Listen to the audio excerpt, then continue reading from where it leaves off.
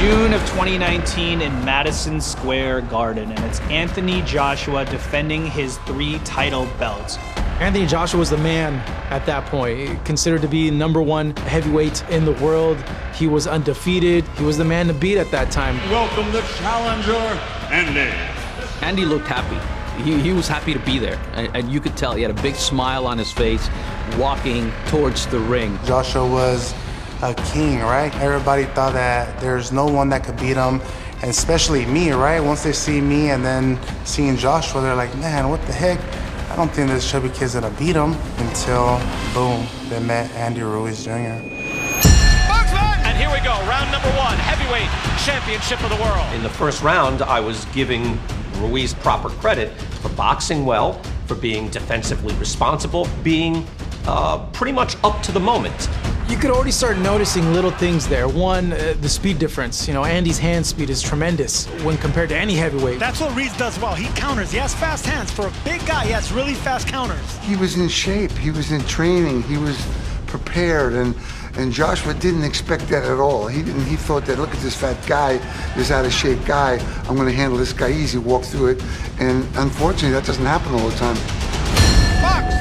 Round number 3. The 3rd round of the first Joshua versus Ruiz fight is one of the greatest rounds in boxing history, let alone heavyweight boxing history. Anyone with fast hands in boxing can be dangerous. The 3rd round started the way that you would expect it to go. Anthony Joshua lands an uppercut, lands a left hook, down goes Ruiz. Good uppercut and a hook! Puts Ruiz down! Wow, that was fast from Joshua. I think the first knockdown was kind of expected. As we're calling it ringside, we're anticipating the heavyweight champion finishing this guy off and making it a grand night.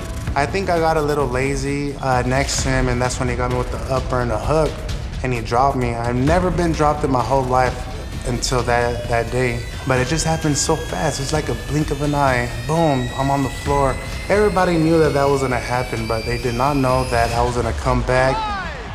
You know, I kept my composure. I even took a deep breath, and I was just like, wow, there's game time, you know? And he got back up, and even the commentator knew that it was over. We all knew. Anthony Joshua is a composed and ferocious finisher. Watch this. We figured Anthony Joshua would just run over there and finish the job, and that's exactly what he attempted to do. He hit me with the flush right hand. I ate the punch, I kept moving, I was still in the game, and what do you know, I hit him with the hook in the temple.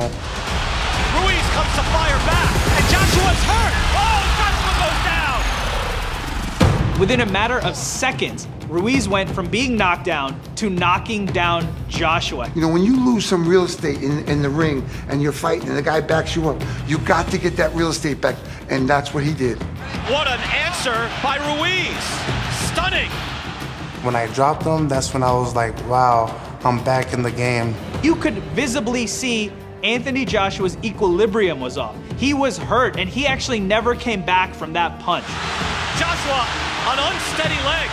And to Andy Ruiz's credit, he did not let his foot off the gas. Andy Ruiz swarmed Anthony Joshua. Combination punching, punches from different angles.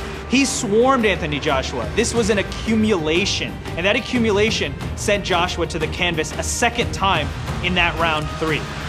Joshua is hurt, he's staggered, and he goes down again. Joshua's been down twice. That second knockdown in round 3 proved that that first one wasn't a fluke. This was Andy Ruiz imposing his will on Anthony Joshua. And the bell saves Anthony Joshua. Somehow Joshua gets his legs with him to make it to the end of the round. We got high drama at Madison Square Garden. And we're back underway here, and Ruiz is out firing and trying to become the heavyweight champion of the world in a stunner. So I think the next couple of rounds that followed, you really wanted to see a response from Anthony Joshua, and you wanted to see him just maybe take a second, take some time in the ring, regain his composure, keep Andy Ruiz at a distance, begin to feel comfortable in there again, and that never really seemed to happen. We've seen Anthony Joshua get knocked down and come back. He did that against Vladimir Klitschko. So we thought there's a chance that Joshua could regain his composure after a few rounds and come back in this fight. Well, Andy Ruiz didn't let that happen. Round 7 was just an incredible round.